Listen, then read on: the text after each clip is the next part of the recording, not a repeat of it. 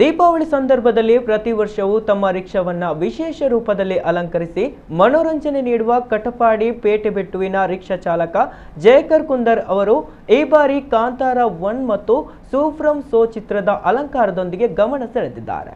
ಸ್ವತಃ ಹಾಸ್ಯ ಕಲಾವಿದರು ಆಗಿರುವ ಜಯಕರ್ ಅವರು ಇತ್ತೀಚೆಗೆ ನವರಾತ್ರಿ ಸಂದರ್ಭದಲ್ಲಿ ಸೂಫ್ರಮ್ ಸೋ ಚಿತ್ರದ ಭಾವನ ವೇಷ ಹಾಕಿ ಮನೋರಂಜನೆ ನೀಡಿದ್ದರು. ಕಳೆದ ವರ್ಷದ ದೀಪಾವಳಿಯಲ್ಲಿ ಅವರು ಕರಾವಳಿಯ ಕೃಷಿ ಸಂಸ್ಕೃತಿಯನ್ನ ರಿಕ್ಷಾದಲ್ಲಿ ಚಿತ್ರಿಸಿದ್ದರು. ಈ ಬಾರಿ ತುಳುನಾಡಿನ ದೈವದೇವರು ಕಾರಣಿಕವನ್ನ ಪ್ರಾಪಂಚಿಕವಾಗಿ ಎತ್ತಿ ತೋರಿಸಿದ ಕಾಂತಾರ, ಸೂಫ್ರಮ್ ಸೋ ಹಾಗೂ ಬಿಗ್ ಬಾಸ್ನಲ್ಲಿ ಸ್ಪರ್ಧಿಸುತ್ತಿರುವ ರಕ್ಷಿತಾ ಶೆಟ್ಟಿ ಅವರ ಭಾವಚಿತ್ರ ಅಳವಡಿಸಿದ್ದಾರೆ. ಜೊತೆಗೆ ಹಲವಾರು ಗೂಡು ದೀಪಗಳ ಆಕರ್ಷಣೆಯೂ ಇದೆ.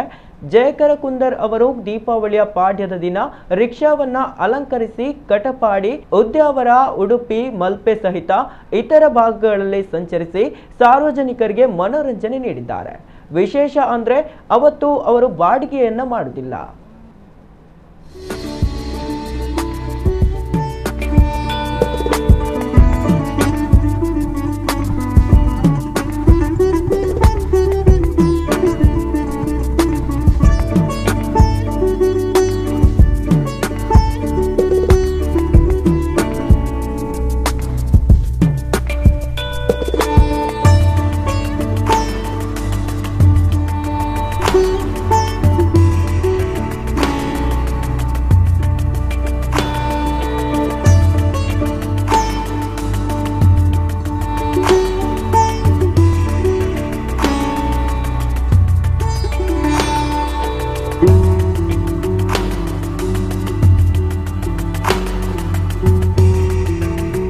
ದೀಪಾವಳಿಯ ದಿವಸ ಪ್ರತಿ ಸಲನೂ ಒಂದೊಂದು ಪಾಡ್ಯ, ಅದರ ಮರುದಿನ ಪಾಡ್ಯ ದಿವಸ ನಾನೊಂದು ರಿಕ್ಷಕ್ಕೆ ಅಲಂಕಾರ ಮಾಡ್ತೇನೆ.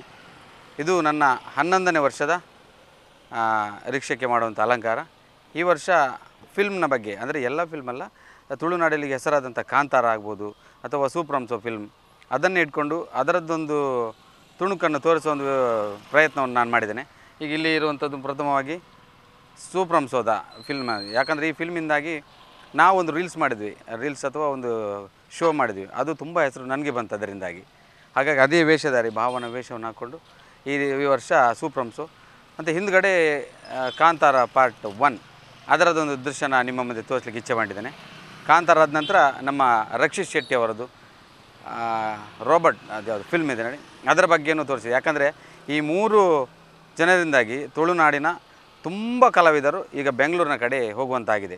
ಹಾಗಾಗಿ ಆ 3 ಮಂದಿಯನ್ನು ತೋರಿಸುತ್ತಾ ಅವರಿಗೆ ನನ್ನ ಕಡೆಯಿಂದ ಶುಭ ಹಾರೈಕೆ ನಾನು ಮಾಡುವಂಥ ಒಂದು ಸಣ್ಣ ಕಾನ್ಸೆಪ್ಟ್ ಮಾಡಿದ್ದೀನಿ. ಹಾಗೆಯೇ ಇನ್ನೊಂದು ರಕ್ಷಿತಾ, ನಮ್ಮ ತುಳುನಾಡಿನ ಹುಡುಗಿ ಬಿಗ್ ಬಾಸ್ ರಕ್ಷಿತಾ ಕೂಡ ಬಿಗ್ ಬಾಸ್ ಹೋಗಿದ್ದಾಳೆ. ತುಳುನಾಡಿನ ಕಡೆಗೆ ಒಬ್ಬಳಿದ್ದಾಳೆ, ತುಂಬ ಫೈಟ್ ಮಾಡಿ ಅವಳಿಗೂ ಒಂದು ಶುಭ ಹಾರೈಕೆ ನನ್ನ ಕಡೆಯಿಂದ ಅವಳದ್ದೊಂದು ಬ್ಯಾನರ್ ಹಾಕಿದ್ದೇನೆ.